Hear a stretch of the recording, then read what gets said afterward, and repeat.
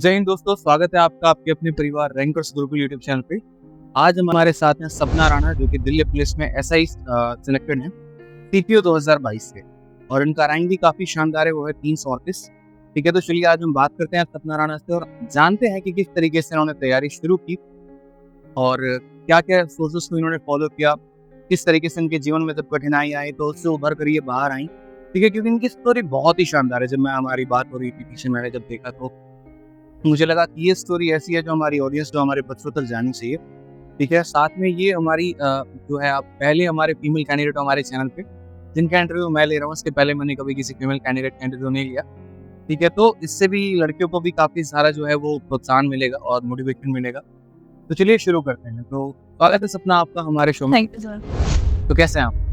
एकदम ठीक। बढ़िया। कैसा भी फील कैसा हो रहा है दिल्ली पुलिस? बहुत अच्छा फील हो रहा है सर, क्योंकि ये मेरी डिजायर्ड पोस्ट थी और बहुत लंबे समय के बाद मुझे ये टारगेट अचीव हुआ है। बहुत लंबे समय के बाद। तो क्या आपने पहले से ही सोचा था कि मुझे दिल्ली पुलिस एसआई लेना है, या फिर आप कहीं और मतलब सोचा था? सर स्टार्टिंग से ये टारगेट था कि यूनिफॉर्म जॉब में जाना है, बट एक बार डीपी कांस्टेबल का मैंने फिजिकल दिया था, उसमें I was unable to clear that physical endurance exam.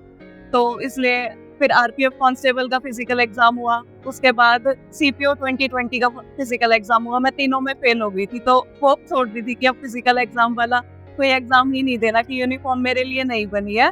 Now I will go for DSSB और सम अदर एग्जाम्स। तो सर करंटली DSSB में भी मेरा सिलेक्शन हो गया, जूनियर सेक्रेटेरिएट। तो अभी आप DSSB में जॉब करते करते तब आपने सीपीओ का प्रिपरेशन दिया? हाँ। अच्छा, बहुत शानदार। तो ऑलरेडी ये जो है DSSB में जॉब कर रही हैं और अभी एक और ज्वाइनिंग लेटर जो है वो घर पे आ चुका है, और वो एंटा सीपीओ का। तो घर में तो सब काफी खुशी होंगे। हाँ जी सर, सब बहुत खुश है, क्योंकि उन्होंने देखा था कि मैंने बहुत फिजिकल के लिए बहुत ज्यादा मेहनत करनी पड़ी थी मेरे को, जिसमें मेरे हस्बैंड का बहुत ज्यादा सपोर्ट रहा। उन्होंने फिजिकल की तैयारी बहुत अच्छे से कराई। हस्बैंड का काफी। हाँ। तो शादी कब हुई आपकी? सर शादी को अप्रोक्सीमेटली 1.5 इयर्स हो गए हैं। तो सपना बात करते हैं कि आप बिलोंग कहाँ से करते हैं, कहाँ से आपका घर? सर मैं दिल्ली से ही बिलोंग करती हूँ, और इसीलिए मेरे को होम स्टेट की ही कोई जॉब चाहिए थी, इसलिए भी दिल्ली पुलिस प्रेफरेंस पोस्ट थी मेरी। तो शुरू से ब्रिंग एंड ब्रॉट अप, मतलब आप शुरू से दिल्ली में? स्टार्टिंग से ही। अच्छा, पापा क्या करते हैं? सर पापा जब हम छोटे थे तो पापा ने एक मतलब ड्राइवर की पोस्ट से स्टार्ट किया था। वो एक कर्नल अंकल है, वहाँ पे ड्राइवर की पोस्ट पे वर्क करते थे। फिर उसके बाद धीरे धीरे इम्प्रूव करके ही got a job in a private sector as a supervisor. फिर वहाँ पे उन्होंने काफी टाइम जॉब करी, और अब उन्होंने खुद का ही ट्रांसपोर्ट का काम स्टार्ट किया, जिससे अब हमारी फैमिली बहुत ही फाइनेंशियली स्टेबल हो गई है। क्या बात है। और मम्मी? और मम्मी पहले तो हाउसवाइफ ही थी, फिर उन्होंने भी साथ साथ हमारे साथ ही पढ़ाई करके and now she is a teacher. Okay, right now she is a teacher. Yes. बहुत शानदार। तो बचपन से जैसे एक रहता है बच्चों का रुझान कि इंग्लिश मीडियम में शायद कोई पढ़ा है तो इंग्लिश इस वजह से अच्छा होगा, या कोई नहीं पढ़ा तो नहीं। तो आपका स्कूलिंग कैसा था? इंग्लिश मीडियम से हैं आप, हिंदी मीडियम से? सर स्कूलिंग मेरा इंग्लिश मीडियम से था, बट उसमें मेरी मम्मी का बहुत हाथ था, क्योंकि शी वाज एजुकेटेड इनफ कि हमें कभी ट्यूशंस की जरूरत नहीं पड़ी। हमें घर पे ही वो एजुकेशन मिल रही थी। 9th-10th तक मैंने कभी कोई ट्यूशंस ज्वाइन नहीं किए। कोई ट्यूशन नहीं है आप? क्लास में मैंने ट्यूशन ज्वाइन किया था, वो भी सिर्फ मैथ्स एंड साइंस के लिए। अच्छा, बहुत शानदार। तो मतलब 10वीं तक आपको आवश्यकता नहीं पड़ी? नहीं, मम्मी का ही रोल था उसमें 10th तक हमें पढ़ाने में, मेरे को और भाई। तो दिल्ली पुलिस में जो सीपीओ का जैसा आपने पोस्ट कहा, तो क्या ये शुरू से आपके विजन में था कि मुझे सीपीओ ही बनना है, मतलब एसआई ही बनना है, या फिर कुछ और सपना था? सर विजन में ये नहीं था एग्जैक्टली मेरे को सब इंस्पेक्टर ही बनना है। विजन में सिर्फ ये था कि पुलिस, स्टार्टिंग से ही बचपन से ये था कि पुलिस पुलिस पुलिस। किसी को भी यूनिफॉर्म में देखते ही ये लगता था हाँ मुझे भी ये चाहिए। तो लड़कियां जैसे अवे भागती हैं, जैसे आज के समय अगर आप देखेंगे तो एक कंफर्टेबल जॉब की तलाश रहती है कि जैसे मुझे सीजीएल में सीएसएस की जॉब मिल जाए, या कोई मिनिस्ट्री मिल जाए जहाँ पर थोड़ा हम कंफर्ट में रह पाए। तो एक थोड़ा सा ये पैराडॉक्स हो जाता है वहाँ पे सिचुएशन को लेकर। तो आपके मन में ऐसा नहीं आया कि मुझे भी कंफर्टेबल चाहिए होता है? सर सीजीएल के लिए मैंने इसीलिए कभी ट्राई नहीं किया, क्योंकि पता था वहाँ 9 to 5 करनी है, उसमें कभी इंटरेस्ट ही नहीं रहा। बस ये दिखता था हमेशा कि यूनिफॉर्म ही चाहिए। तो मतलब लाइफ में एडवेंचर चाहिए। हाँ, एक्शन रहे, एडवेंचर चाहिए, पास में थोड़ा पावर रहे, तो उसका थोड़ा मतलब मजा कुछ हुआ। हाँ। और एक पॉइंट ये भी है सर, हमारी फैमिली में कोई भी नहीं है पुलिस में या फिर आर्म फोर्सेज एंड ऑल में, तो ये है कि थोड़े लिंक अच्छे हो जाते हैं। हाँ, रिलेटिव्स में भी या फैमिली में भी मैं फर्स्ट हूँ जिसको पुलिस फोर्सेज में जॉब मिली। क्या बात, बहुत शानदार। तो अभी तो ससुराल वाले एकदम चौड़े होते होंगे, हाँ, तुम्हारी ससुराल बहू तो एकदम दिल्ली पुलिस एसआई है। हस्बैंड का एक अपना ही रुतबा रहता है, बोलना मत। चलो बहुत शानदार है। तो शुरू करते हैं। तो फिर 10th आपने दिल्ली से कर लिया। हाँ। और उसके बाद जो 12th है या ग्रेजुएशन है वो कहाँ से किया आप? सर 12th भी मैंने दिल्ली से ही किया और ग्रेजुएशन मेरी Delhi university, Delhi university college कौन सा है? भगिनी निवेदिता कॉलेज था। भागिनी निवेदिता। हाँ। और कोर्स कौन सा किया? रेगुलर ही की थी मैंने ग्रेजुएशन कोर्स, मेरा बीए प्रोग्राम। बीए प्रोग्राम से आपने किया। तो देखो बहुत बच्चों को ऐसा लगता है कि बीए करके हम कुछ नहीं कर सकते, बट ऐसा नहीं है। ठीक है, जनरली आज के समय में तो रहता है कि साइंस बहुत ज़्यादा बेहतर होता है। मैं अक्सर बोलता हूँ कि जब आपको जनरल कंपटीशन में आना है तो बीए जैसे सब्जेक्ट लीजिए जिनमें थोड़ा आपका टाइम बच जाता है बहुत सारा। ठीक है, तो बहुत शानदार बीए प्रोग्राम से आपने किया। तो ड्यू वाले बच्चे कमेंट करके जरूर बताना कि कितने बच्चे ड्यू में पढ़ रहे हो, क्योंकि मैं भी ड्यू से ही पास आउट हूँ। ठीक है, तो चलिए बहुत शानदार यहाँ पे रहा आपका। बात करते हैं यहाँ पे एसएससी के बारे में। आपने कब सोचा, कब से तैयारी करना शुरू किया? सर एसएससी के बारे में मुझे पता तो 12th क्लास में ही लग गया था कि एसएससी से कोई जॉब लगती है, बट ये नहीं पता था कि हम सब इंस्पेक्टर जैसी जॉब भी एसएससी से ले सकते हैं। सिर्फ ये पता था कि सीएचएसएल का कोई एग्जाम होता है जिससे क्लर्क लगता है। हमारी फैमिली में रिलेटिव्स में कुछ लोगों का वहाँ पे सिलेक्शन हुआ था। फिर उसके बाद धीरे धीरे जब कॉलेज से पास आउट हुए, बाहर एक लोकल कोचिंग से मैंने कोचिंग ली थी सिर्फ सीएचएसएल के लिए। वहां जाके मेरे को पता चला कि सीपीओ से आप सब इंस्पेक्टर भी अपॉइंट हो सकते हैं। तो बाहर जिस कोचिंग से आपने लिया था तो वो लोकल ही कोचिंग? लोकल ही कोचिंग थी। वहां से एक बार मैंने सिलेबस कंप्लीट कर लिया था कि ओवरव्यू हो गया था कि हाँ सिलेबस क्या क्या होता है एसएससी का और कौन कौन सी एसएससी में पोस्ट शूटिंग। तो उसका कितना एज मिला आपको? मतलब एक सिलेबस कंप्लीशन हो गया, साथ में आपको जानकारी मिल गई कि क्या है। ठीक है, लेकिन उसके बाद सबसे पहला पेपर आपने कौन सा दिया? सबसे पहला पेपर मैंने सीएचएसएल की दिया था। सीएचएसएल कौन सा? सीएचएसएल 2020। 2020 का सीएचएसएल आपका पहला अटेम्प्ट। तो क्या रहा उसमें आपका स्कोर? सर उसमें मेरा स्कोर 142। 142 था। I was not able to clear, मतलब कट बहुत ज्यादा गई थी, क्योंकि मुझे जहाँ तक पता है 160 के एबव कट ऑफ गई थी और आपके मार्क्स 142 थे। उस टाइम पे सर मेरा मॉक में स्कोर भी बहुत कम आता था, 120, 127, मतलब 130 से अबव कभी स्कोर आया ही नहीं था। आया ही नहीं, क्योंकि जस्ट एक लोकल कोचिंग के बाद मैंने 1-2 मॉक टेस्ट किए थे और प्रिपरेशन बस ऐसे चल रही थी कि 1-2 घंटा पढ़ लिया तो हो गया। मतलब इतना सीरियस हुए नहीं थे कि एग्जाम है और इसको बहुत सीरियसली एज पे लेके जाना पड़ेगा तभी सिलेक्शन होगा। ये कॉलेज पास आउट होने के बाद पता चला कि बहुत टाइम देंगे, डेडिकेशन देंगे तभी सिलेक्शन होगा, क्योंकि बहुत सारे बच्चे हैं जो फॉर्म फिल करते हैं और सबको ही जॉब चाहिए वहां से। लगभग सबको जॉब चाहिए। बहुत ठीक है आपने। तो जब हम बात करते हैं सीजीएल के बारे में, तो सीएचएसएल आपका पहला अटेम्प्ट था। उसके बाद आपने कौन सा दूसरा पेपर दिया? पर उसके बाद सीपीओ के बारे में पता चला। फिर सीजीएल का 2021 वाला अटेम्प्ट दिया था जहाँ पे प्री मेरा क्लियर हुआ। मेंस में मैं मेरिट आउट हुई थी। सीजीएल 2020 वाले अटेम्प्ट के ही टाइम पे मैंने आपकी क्लासेस देखी थी, जहाँ से यूट्यूब वाली जो क्लासेस होती है, क्योंकि एडवांस मैथ्स में मेरे को बहुत दिक्कत आ रही थी। अलजेब्रा और ज्योमेट्री में मेरे को बहुत इशू आ रहे थे, जो कि आपकी यूट्यूब वाली क्लासेस से मैंने कवर किया था, तो मेरे को बहुत अच्छा लगा। फिर मैंने सीजीएल 2021 दिया, तो मैंने पूरा यूट्यूब से आपका कोर्स देखा था। एंड 21 वाले जो सीजीएल का मेंस अच्छा स्कोर आया था उस कोर्स। फिर फेब 2022 में मैंने बाहर रहना स्टार्ट किया, क्योंकि 22 वाला जो अटेम्प्ट था मेरे को सीपीओ का, उसके लिए मैं बहुत फोकस हो गई थी। हस्बैंड ने भी बहुत सपोर्ट किया था कि फिजिकल कोई इतनी बड़ी चीज है नहीं, आप कर सकते हो, पहले आप प्रीलिम्स का पेपर अच्छे से दो। तो ये 7-8 महीने की जर्नी थी सर, फेब 22 से लेके, और नवंबर 22 में एग्जाम था। अगस्त 22 में सीजीएल मेंस भी था, जिसमें मेरा अच्छा स्कोर था, बट मेरिट आउट हो गई थी मैं उसमें। उसके बाद मैंने सीजीएल का एग्जाम दिया नहीं। सीपीओ में फिर सर नवंबर में एग्जाम देने के बाद उसमें आई गॉट 55 मेरा स्कोर था, जिसमें 49 रीजनिंग में थे और 43 मैथ्स में थे, जो कि 30 की ही लाइन में रहते थे। 10-12 नंबर का मार्जिन मिला। आपका रिकॉर्डेड बैच मैंने 2x स्पीड पे करके वो किया, तो और मैंने शीट्स लगाई। और फिर जब मॉक टेस्ट में क्वेश्चन कर रही थी ना, तो लग रहा था कि हाँ उन शीट से मेरे को बहुत बेनिफिट हुआ है। मॉक टेस्ट किए, प्रीवियस किए, उनको करने की नीड ही नहीं थी, क्योंकि वो शीट्स में ऑलरेडी कवर हो चुका था। अच्छा, तो रिकॉर्डेड बैच को किस तरीके से यूटिलाइज किया आपने? क्योंकि अक्सर मैं जितने भी बच्चों के इंटरव्यू लेता हूँ, most of them 90% recorded batch से ही होते हैं। उसमें भी ये रहता है कि जैसे पहले आप ऐसे स्टूडेंट हो जिसने 3 महीने में रिकॉर्डेड बैच को खत्म किया है, हालांकि 5 महीने से कम कोई खत्म कर नहीं पाता है। तो 2x में हो गया कवर पूरा आपका? हाँ जी सर, 2x में मैंने पूरा कवर कर लिया था। ये मेरे को पता था कि अलजेब्रा और ज्योमेट्री में मेरे को अब तक दिक्कत आ रही है, सीजीएल में के टाइम पड़ी आपने 50 के 50 वीडियो। वो मैंने फिर वहाँ से रिकॉर्डेड से नहीं किया। अलजेब्रा और ज्योमेट्री मेरे को पता था कि एग्जाम में भी दिक्कत आ सकती है and I take time in doing this question, तो इसलिए मैंने उसको यूट्यूब से कवर कर लिया। हाँ, सीजीएल में भी मैंने एक बार अलजेब्रा और ज्योमेट्री वहाँ से कवर किया था, तो इसलिए सीपीओ में भी वो यूट्यूब से किया, बाकी सारा रिकॉर्डेड से कवर करके फिर मैंने मॉक टेस्ट किए। बहुत डायरेक्टली 10 to 12 नंबर का बेनिफिट मेरे को मैथ्स में देखने के लिए मिला था, वो रिकॉर्डेड मैथ से शीट करने के बाद।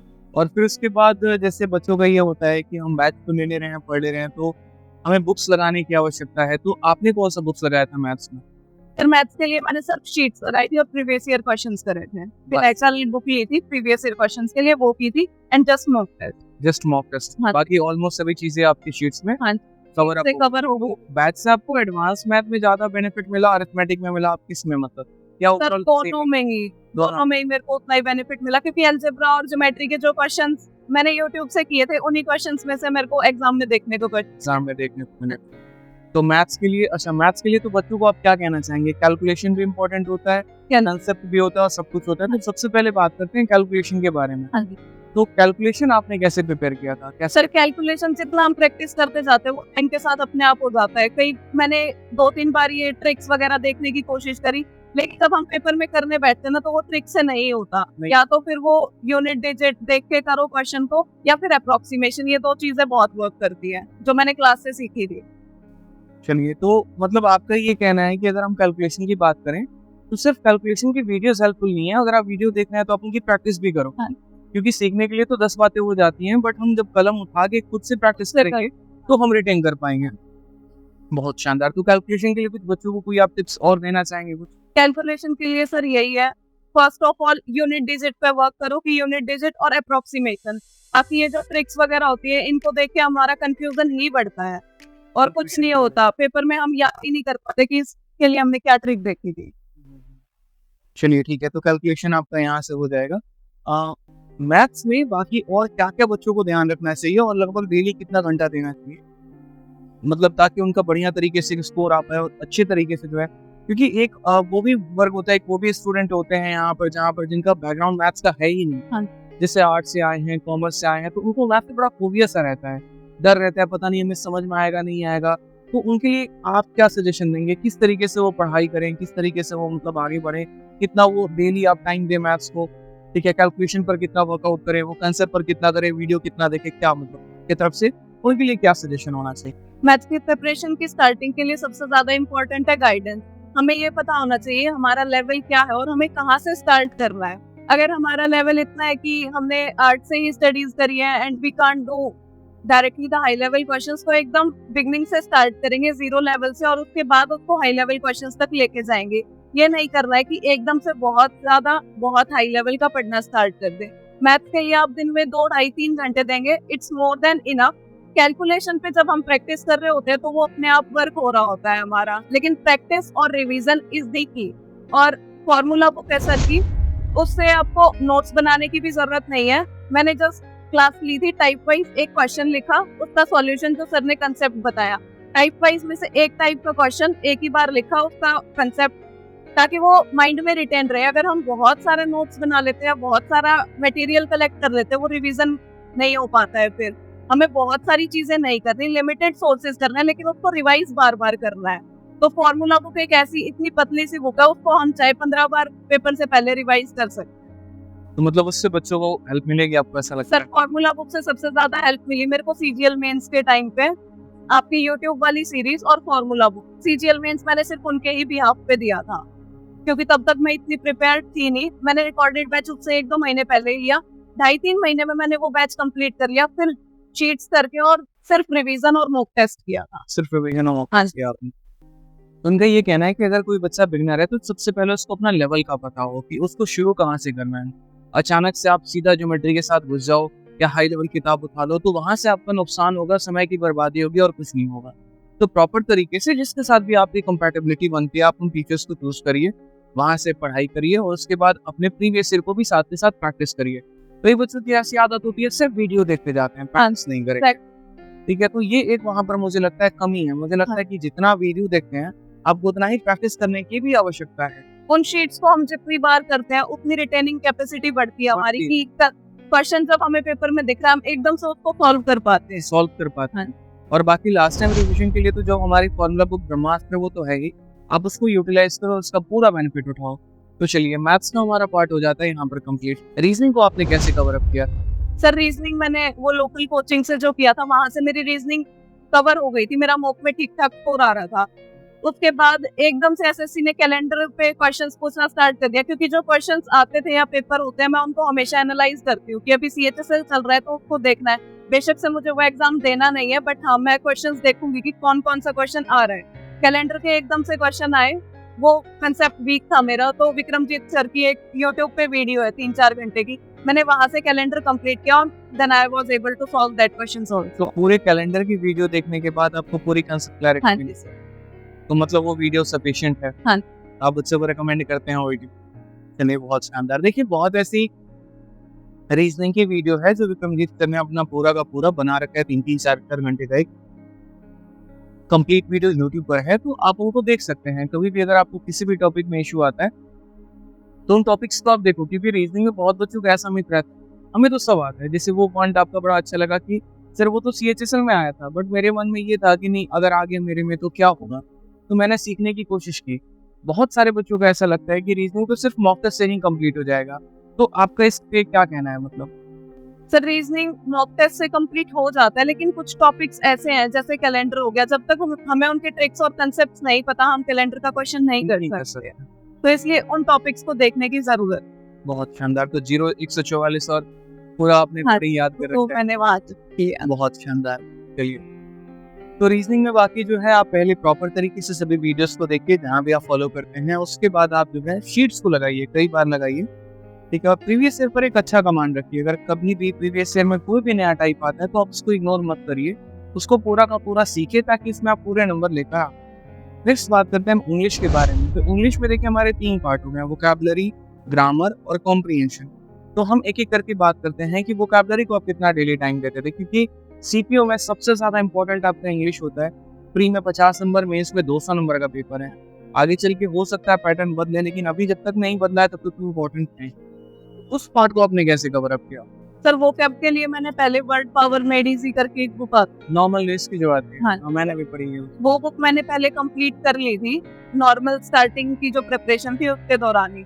उस बुक से मेरे को बहुत हेल्प मिली। वो करने के बाद वन वर्ड सब्स्टिट्यूशन में कभी वर्ड पावर मेड इजी को आपने पढ़ा कैसे, ये भी थोड़ा बताओ, क्योंकि उसका पढ़ने का सही तरीका क्या है? कल मेरे पास ऑफलाइन में स्टूडेंट आई थी, सर ये आपने कहा वर्ड पावर मेड इजी हम तो लेकर आ गए। मैंने पेज नंबर 517 के बाद से पढ़ा है, पहले ए फिर बी फिर सी फिर डी फिर सेशंस बाद में कंप्लीट किए। 47 सेशंस है उसके अंदर। आपने कैसे पढ़ा उसको? सर मैंने उसको डे वाइज ही पढ़ा है, लाइक जैसे वो चैप्टर वाइज है, 1 बाय 1, डायरेक्टली एकदम से जंप नहीं किया कि बाद वाले चैप्टर्स पे पहले वाले को स्किप करके। उसके बाद उसमें लास्ट में क्वेश्चंस भी होते हैं जो उसी चैप्टर से होते हैं, वो मैंने साथ साथ कवर किए थे। और जब नेक्स्ट डे मैं कर रही होती थी तो पिछले वाले जो बैक एक्सरसाइज होती थी उनको रिवाइज ये फिर बहुत next स्मार्ट कला है। मैं मानता हूँ कि आप अगर कभी भी अगले दिन जब नया वोकैबुलरी पढ़ने जाते हैं तो आप पिछला जरूर रिवाइज करिए। अक्सर लोगों को लगता है नहीं कौन याद करेगा, क्या पता फिर कुछ कम शब्द याद हो जाए, क्या फायदा, फिर आगे ही बढ़ते हैं। बट वो आगे बढ़ते बढ़ते आप पीछे भूल जाते हो। वोकैबुलरी में एक सबसे बड़ा जो दिक्कत होता है वो यही रहता है कि हम आगे पढ़ते तो हैं लेकिन पीछे बोलते भी जाते हैं। उसको आपने कैसे रिटर्न किया? Sir revision. रिविजन। हाँ जी, मैं रिवीजन मैंने वर्ड पावर मेड इजी को 10 बार तो पढ़ा ही होगा। जो उसके पीछे के सेक्शंस होते हैं ना एक्सरसाइज वाला, वो मैंने उनको फिर एक रजिस्टर में नोट डाउन कर लिया था ताकि जो मेन वर्ड होता था फिर उसको ही बार बार मैंने रिवाइज किया था। उसको एक बार रिवाइज कर लिया, ठीक है। तो आपने खुद के भी नोट्स बनाए थे वोकैबुलरी में? सर वो कैब के सिर्फ वर्ड पावर मेड इजी से नोट बनाए थे मैंने, उसके अलावा कोई नोट नहीं। और कोई फॉलो नहीं किया आपने, कोई सोर्स फॉलो? फिर उसके बाद एक एसके डाम्बीवाल सर की एक बुक आती है जिसमें निमोनिक्स के साथ दे रखे हैं साइनो, तो साइनो एंड तो मैंने वहां से कंप्लीट किए थे। मैंने ब्लैक बुक से करने की कोशिश तो की पर वो मेरे से हो नहीं पाया, तो ट्रिक्स की जरूरत थी, वो खुद से हो नहीं रहे थे, वहां से वो मैंने कंप्लीट किया। वहां से आपने कंप्लीट किया। नेक्स्ट बात करते हैं हम ग्रामर के बारे में। तो आपने ग्रामर कैसे कंप्लीट किया? Sir grammar Neetu Singh ma'am की वॉल्यूम 1 सिर्फ वही बुक करी थी, क्योंकि बेसिक्स इंग्लिश मीडियम स्कूल था तो सर बेसिक्स ठीक ठाक थे। वहां से एक बार कंप्लीट करने के बाद मैंने मिरर ऑफ कॉमन एरर्स करी थी, जो बुक मेरे को सबसे बेस्ट लगी अपनी प्रिपरेशन के दौरान। मिरर ऑफ कॉमन एरर्स वहां से सारे एरर्स क्लियर हो गए थे और एक भी एरर कभी गलत नहीं हुआ मेरा। वो बुक कंप्लीट करने के बाद वो भी मैंने 10 से 12 बार पढ़ी है और प्रैक्टिस करे क्वेश्चन। एक बच्चों को ये किताब के बारे में कम पता है, मिरर ऑफ कॉमन एरर। हालांकि मैं आपको बता दूं, इसमें चैप्टर वाइज आपका एरर दिया गया और एक बहुत अच्छी किताब है। मतलब जब भी आप कोई चैप्टर पढ़ते हैं, जैसे नाउन आपने पढ़ लिया, तो नाउन के बाद आप मिरर ऑफ कॉमन एरर से नाउन की प्रैक्टिस कर सकते हैं और एक्सप्लेनेशंस भी काफी शानदार हैं हाँ। इसके। साथ में कई सारे एग्जाम्स के क्वेश्चंस भी दिए गए हैं, क्योंकि हमने भी पढ़ा उसको, तो काफी अच्छी किताब है ये। ठीक है, और बच्चों को बहुत डायरेक्टली फायदा भी मिलता है इससे। ठीक है, तो आप इसका एप्लीकेशन भी डाउनलोड कर सकते हैं। हाँ जी, ऐप अवेलेबल। एप्लीकेशन भी डाउनलोड कर सकते हैं इसका। कुछ बच्चों ने इसका ऐप बना के डाला हुआ है, तो फ्री में आप डाउनलोड कर सकते हैं। Mirror of common error by एक ही सिन्हा करके है ना? हाँ, एक ही सिन्हा करके आप टाइप करोगे तो आ जाएगा। बहुत अच्छा। तो ग्रामर का पार्ट आपका वहां से कंप्लीट रहा। ग्रामर में बच्चों को ये दिक्कत आता है कि जब हम चैप्टर वाइज एरर लगाते हैं तो कंप्लीट हो जाता है, और जब मिक्स एरर लगाते हैं तो हम फंस जाते हैं। उस पार्ट को आपने कैसे कंप्लीट किया? सर वो भी सिर्फ पीवाईक्यू और मॉक टेस्ट से ही कंप्लीट होगा। एक बार मिरर ऑफ कॉमन एरर्स को 2-3 बार कंप्लीट करने के बाद मैंने प्रीवियस ईयर क्वेश्चंस और मॉक टेस्ट किए थे, जिसमें स्टार्टिंग में तो दिक्कत हुई थी, लेकिन प्रैक्टिस करते करते यूज्ड टू हो जाते हैं हम। यूज्ड टू हो जाते हैं। ठीक है, और उसके बाद कॉम्प्रिहेंशन के पार्ट को आपने कैसे कवर अप किया? कॉम्प्रिहेंशन में कैसे आपने अपने स्कोर को? सर कॉम्प्रिहेंशन में भी प्रीवियस ईयर क्वेश्चंस की पिनेकल आती है, वहीं से सिर्फ प्रैक्टिस करी थी प्रीवियस ईयर क्वेश्चंस और मॉक टेस्ट से। Mock test. हाँ जी। कभी किसी की वीडियो देखी आपने कॉम्प्रिहेंशन में, या कोई और अदर सोर्सेस को follow? नहीं सर, कोई कोर्स फॉलो नहीं किया, सिर्फ प्रैक्टिस से ही किया। सिर्फ प्रैक्टिस से किया था। ठीक है, इसके बाद हम बात करते हैं जो कि सबसे बड़ा गेम चेंजर होता है, जीएस। जीएस में बच्चों को बहुत सारा रहता है कि एक समंदर है, कितना भी पढ़ लो नंबर तो आने ही है कम। तो इसके बारे में क्या कहोगे आप? कि आपने पर्टिकुलरली जीएस को डेप्थ लेवल में पढ़ा? क्योंकि 3 पार्ट हो जाते हैं, करंट अफेयर हो जाता है, स्टैटिक हो जाता है, जीएस हो जाता है। तो सबसे पहले मैं करंट अफेयर के बारे में बात करता हूँ। करंट अफेयर को कैसे कवर किया आपने? सर करंट अफेयर के लिए कंपटीशन इन फोकस करके बुक आती है, वो मंथली आती है, एकदम पतली सी बुक होती है। मैं मंथली उसको फॉलो कर रही थी।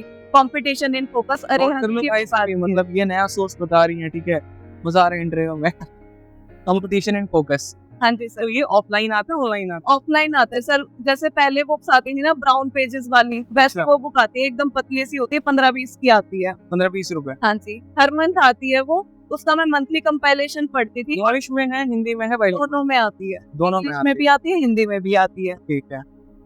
उसका फिर ईयरली कंपाइलेशन भी आता है। तो मंथली अगर मैंने उससे कवर किया था तो वो ईयरली करने में मेरे को आसानी हो। 1-1.5 घंटा लगता था और वो ईयरली भी कवर हो जाता था। ओके, तो कंपटीशन एंड फोकस से आपने अपना करंट अफेयर फॉलो किया।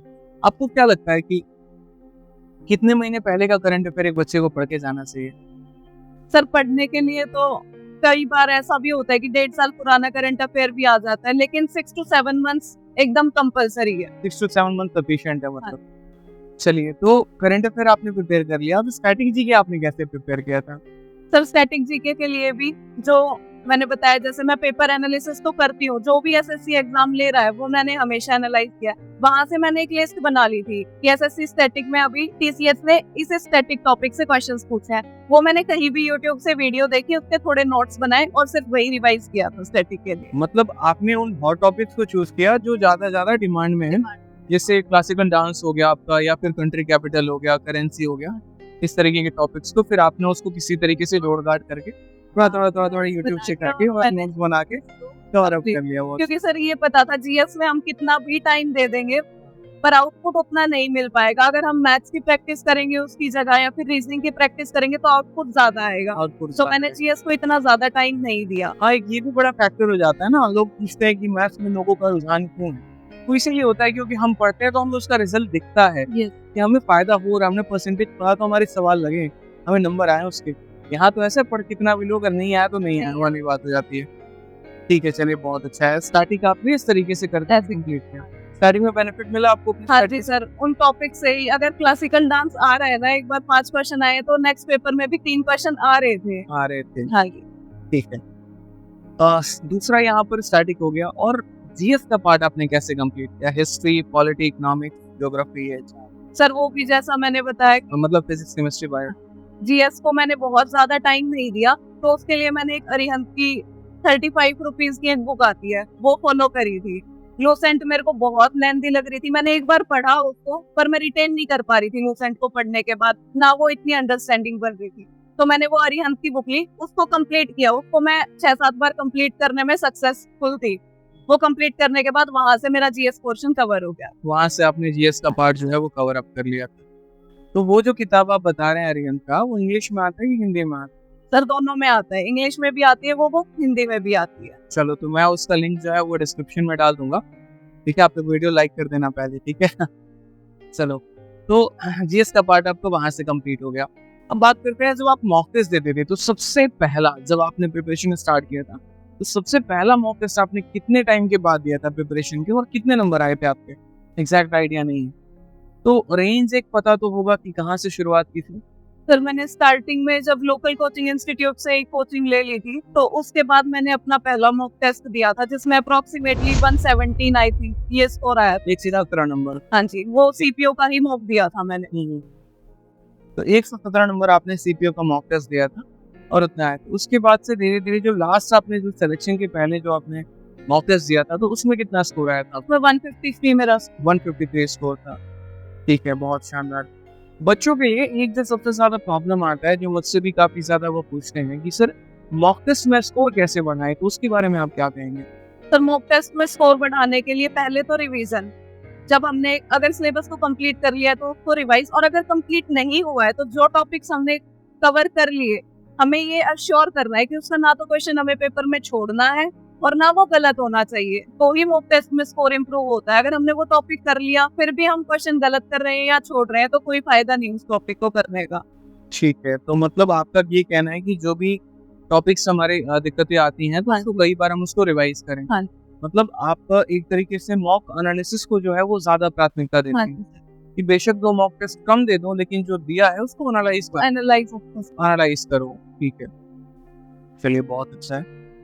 एट द एंड, आज जब आप सीपीओ में सेलेक्ट हो चुकी हैं, तो आपका आगे का विजन क्या है? मतलब अब आप आगे को लेके क्या सोच रहे हैं?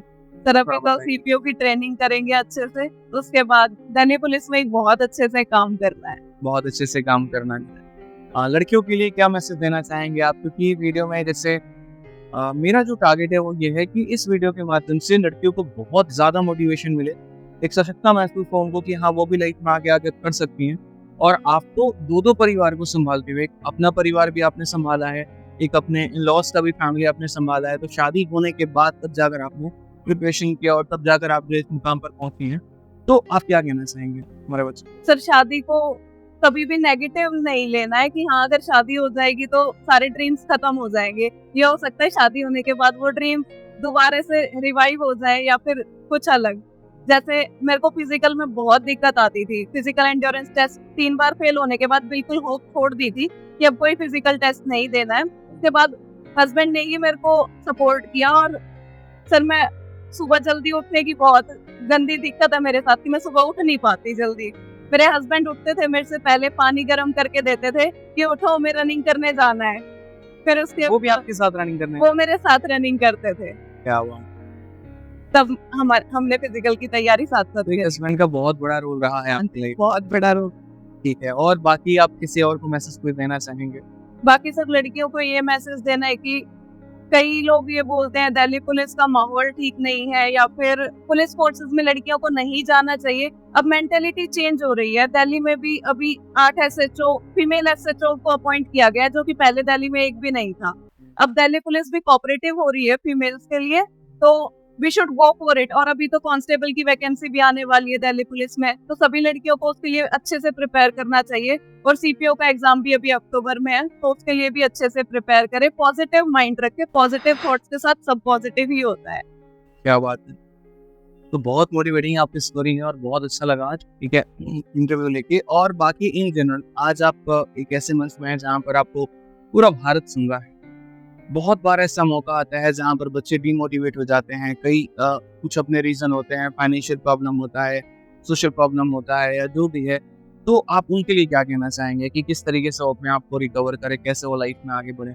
सर तैयारी के दौरान खुद को भी बहुत कई बार ऐसा फ्रस्ट्रेटेड फील होता है। जैसे मैंने अपनी फेब 22 में प्रिपरेशन स्टार्ट करी, तो मैंने अपना फोन स्विच ऑफ कर दिया था, सारे सोशल कनेक्शंस तोड़ दिए थे, व्हाट्सएप अकाउंट डीएक्टिवेट कर दिया था, मेरे फोन में कुछ भी नहीं था। कुछ भी नहीं? हाँ जी, फोन भी स्विच ऑफ था। सुन लो पहले कि सब कुछ डीएक्टिवेट कर दिया था। उसके बाद मैंने प्रिपरेशन स्टार्ट करी थी अच्छे से। आप एक चीज और बता रहे थे कि इंस्टाग्राम अकाउंट अब जाकर आपने एक्टिवेट हाँ किया है। सर, इंस्टाग्राम अकाउंट जिस दिन मेरा फर्स्ट सिलेक्शन हुआ था कि हाँ अब मेरे को गवर्नमेंट जॉब मिल गई, उसके बाद मैंने इंस्टाग्राम अकाउंट अपना एक्टिवेट किया था। उससे पहले मैं इंस्टाग्राम पे थी ही नहीं। अच्छा, आपको क्या लगता है कितने घंटे की पढ़ाई करना चाहिए सिलेक्शन होने के लिए? सर सिलेक्शन होने के लिए सबसे ज्यादा कंसिस्टेंसी जरूरी है। अगर हम 7 से 8 घंटे की पढ़ाई 6-7 महीने के लिए अच्छे से करते हैं डेडिकेशन के साथ, तो हम डेफिनेटली कोई ना कोई सिलेक्शन जरूर ले। कोई ना कोई ले लेंगे, छोटी हाँ। नौकरी बड़ी नौकरी हो, बट ले जरूर लें। हाँ जी सर। ठीक है, तो देखिए आप लोगों को फाइनली मैं एक छोटी सी बात बोलूंगा कि एट द एंड जिंदगी में मैंने बहुत इंटरव्यूज दिया और अब तो मैं शुरू कर रहा हूँ कि आप लोगों की डिमांड की वजह से जो हर जगह एक बात कॉमन निकल कर आती है ना, वो ये होती है कि डेडिकेशन होना चाहिए। ये जब आप किसी चीज़ को मतलब आप पढ़ रहे हो ना, तो फिर आप पढ़ो उसको डेडिकेशन के साथ। ऐसा नहीं है कि हम लाइब्रेरी में गए हैं फिर हम पढ़ना शुरू करते हैं और वहाँ से हम साउथ मूवीज देखना शुरू करते हैं, कॉमेडी विद कपिल शर्मा पे पहुँच जाए। अगर हम पढ़ रहे हैं तो फिर हम अपने सब्जेक्ट पर ही फोकस करें। ठीक है, ऐसा डेडिकेशन भी ना हो कि 2 दिन के लिए व्हाट्सअप डीएक्टिवेट किया है, तीसरे दिन फिर एक्टिवेट हो जाए। मतलब खत्म तो खत्म फिर परमानेंट तरीके से, कि जब तक अपनी मंजिल नहीं हासिल कर ली तब तक के लिए हम जो एकदम असेटिक वाली लाइफ जिएंगे। ठीक है, तो ये बहुत अच्छा लगा आपका। ठीक है, और हमारी तरफ से एक प्यारा सा गिफ्ट है, मैं बताऊंगा। अभी लेकर आओ जरा एक बार, वो लाइए गिफ्ट लाइए।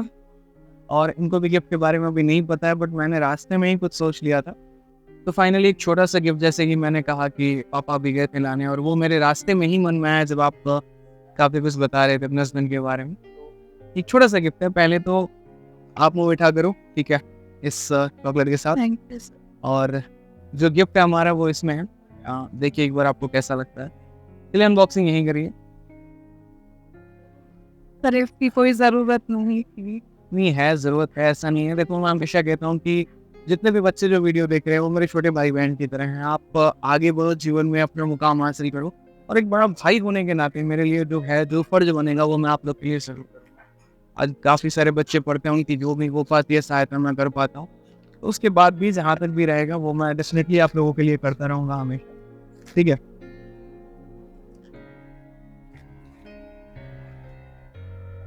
कोई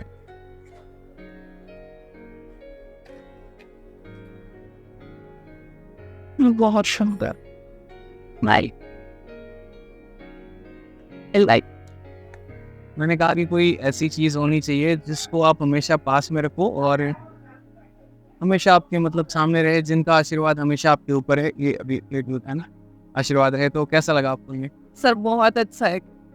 भगवान करे कि आपकी और आपके हस्बैंड की जोड़ी ऐसे ही हमेशा सलामत रहे। बहुत खुश रहो आप लोग, क्योंकि जो उन्होंने जर्नी में आपकी मदद की है काबिल तारीफ है, और ये एक इंस्पिरेशन हो जाता है बाकी लोगों के लिए भी। लोग अक्सर कहते हैं कि शादी के बाद पढ़ाना नहीं है, हाँ ठीक है, अपनी वाइफ को, और ये तो उन्होंने काफ़ी सपोर्ट किया, इसलिए तो भाई साहब आपको बहुत बहुत धन्यवाद। ठीक है, और कुछ लाइन अगर आप अपने फैमिली मेम्बर्स या किसी के लिए भी कुछ भी 2 शब्द कहना चाहेंगे तो आप कह सकते हैं। सर, मेरी जर्नी में मेरे स्टार्टिंग तो मम्मी पापा की वजह से जो हमारी बेसिक एजुकेशन थी सब उन्होंने बहुत अच्छे से दिया। पहले तो उनको थैंक यू, एंड सेकंड मेरे हस्बैंड को जिन्होंने इतना सपोर्ट किया एंड तक कि नहीं, अगर तेरा फिजिकल क्लियर नहीं हुआ ना तो जो सीपीओ की सैलरी होती है वो मैं तेरे अकाउंट में अपनी जेब से क्रेडिट करूंगा हर महीने। फिजिकल तो मैं क्लियर करा के रहूंगा। तो उन्होंने इस डेडिकेशन के साथ फिजिकल क्लियर कराया। लास्ट डे भी सर मैं इतनी होपलेस थी, जब मैंने रनिंग करी तो 4 मिनट 3 सेकंड्स में मेरी रनिंग कंप्लीट हुई थी। जब फाइनल की अब परसों मेरे को फिजिकल देने जाना है, फिर भी उन्होंने नहीं तो पक्का कंप्लीट करके आएगी, और मैंने वहाँ पे रेस 3rd नंबर पे कंप्लीट करी थी सर। क्या बात है, तो बहुत शानदार एक क्लैपिंग हो जाए इनके लिए। और बहुत मजा आया, कसम से बता रहा हूँ मैं इंटरव्यू में। आप लोग भी वीडियो के कमेंट बॉक्स में बताना है कि आपको इंटरव्यू कैसा लगा। कुछ बात अगर आप इनसे पूछना चाहते हैं तो पक्का वीडियो के कमेंट बॉक्स में ज़रूर टाइप करिए। ठीक है, आपको इनकी तरफ से जो है वो रिप्लाई मिल जाएगा। ठीक है, और बाकी वीडियो को ज़्यादा से ज़्यादा लोगों तक शेयर करें, जहाँ तक हो सकता है वहाँ तक शेयर करें, ताकि और भी बच्चे मोटिवेट हो पाएँ। और अभी बच्चों का सीपीओ का पेपर आ रहा है, तो उसके लिए थोड़ा सा टिप्स आप दे दीजिए बच्चों। सर जिनका भी सीपीओ का एग्जाम आ रहा है उनके लिए स्ट्रेटेजी तो सर वो सोर्सेज तो ये सब हो ही गया, बाकी रिवीजन और मॉक टेस्ट ये सबसे मस्ट है। या तो previous year questions, mock test, practice सबसे ज्यादा जरूरी है, और रिवीजन। सोर्सेज ज्यादा इकट्ठे नहीं करने हैं, जो हम पढ़ चुके हैं उसको ही बार बार चाहे वो हमें 10 बार पढ़ना हो, लेकिन उसको बार कंप्लीट करना है। एंड फिजिकल को इग्नोर ना करें सीपीओ के लिए, क्योंकि अब की बार दिसंबर में ही मेंस एग्जाम है और अक्टूबर में प्रीलिम्स है, तो मतलब नवंबर में हमारा फिजिकल एग्जाम हो जाएगा। 1 महीने में हम प्रिपेयर नहीं कर पाएंगे प्रीलिम्स देने के बाद, तो इसलिए उसकी तैयारी अभी से स्टार्ट करनी पड़ेगी, चाहे थोड़ा रनिंग करे, लेकिन वो ज़रूरी है अभी से करने के लिए। चलिए ठीक है दोस्तों, तो मुझे लगता है कि आपको सारी जानकारी मिल गई होगी। फाइंड अप करते हैं वीडियो को यहीं, अगला इंटरव्यू में फिर मिलेंगे बहुत ही जल्द, बहुत ही शानदार तरीके से। बहुत बहुत धन्यवाद।